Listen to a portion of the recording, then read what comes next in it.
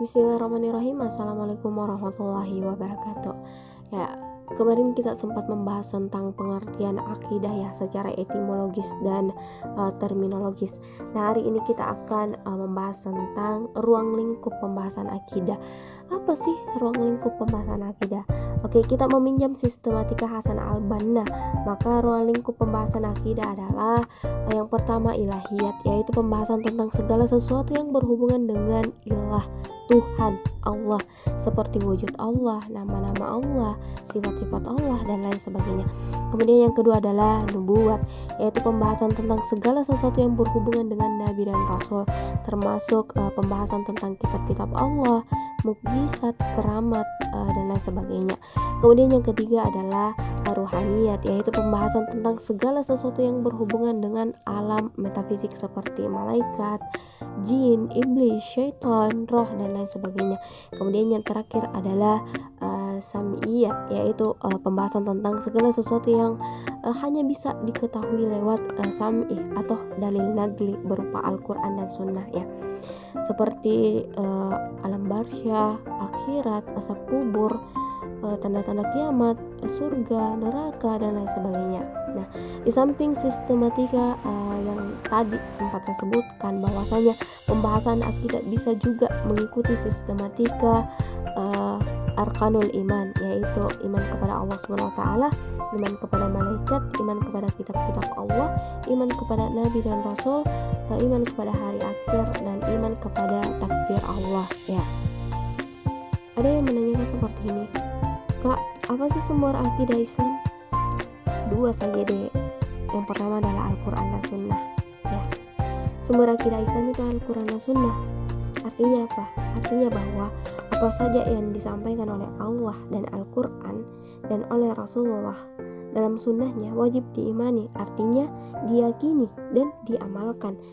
Akal pikiran tidaklah menjadi sumber akidah, tetapi hanya berfungsi memahami nas-nas yang terdapat dalam kedua sumber tersebut dan mencoba kalau diperlukan membuktikan secara ilmiah kebenaran yang disampaikan oleh Al-Quran dan Sunnah. Itu pun harus didasari oleh suatu kesadaran bahwa kemampuan akal sangat terbatas. Ingat ya, kemampuan akal sangat terbatas sesuai dengan terbatasnya kemampuan semua makhluk Allah. Akal tidak akan mampu menjangkau masail ghaibiyah, masalah gaib. Bahkan akal tidak akan mampu menjangkau sesuatu yang tidak terikat dengan ruang dan waktu. Misalnya, akal tidak akan mampu menjangkau pertanyaan kekal itu sampai kapan, atau akal tidak akan mampu menunjukkan tempat yang tidak ada di darat, di udara, di laut, atau tidak ada di mana-mana, karena kedua hal tersebut tidak terikat dengan waktu dan ruang ya. Oleh sebab itu, akal tidak boleh dipaksa memahami hal-hal gaib tersebut dan menjawab pertanyaan segala sesuatu tentang hal-hal gaib. Akal hanya perlu membuktikan jujurkah atau bisakah kejujuran si pembawa berita tersebut tentang hal-hal gaib tersebut dibuktikan secara ilmiah oleh akal pikiran, hanya itu ya. Adapun fungsi dari akidah, akidah adalah dasar, fondasi untuk mendirikan bangunan. Semakin tinggi bangunan yang akan didirikan, harus semakin kokoh fondasi yang dibuat. Kalau fondasinya lemah, bangunan itu akan cepat ambruk, roboh. Tidak ada bangunan tanpa fondasi. Kalau ajaran Islam kita bagi dalam sistematika akidah, ibadah, akhlak dan muamalah, atau akidah, syariat dan akhlak, atau iman, Islam dan ihsan, maka ketiga aspek atau keempat aspek tersebut tidak dapat dipisahkan satu sama lain.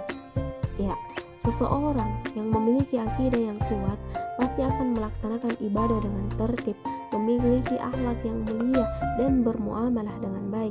Ibadah seseorang tidak akan diterima oleh Allah Subhanahu wa taala kalau tidak dilandasi dengan akidah. Seseorang tidaklah dinamai berakhlak mulia bila tidak memiliki akidah yang benar. Begitu seterusnya, bolak-balik dan bersilang.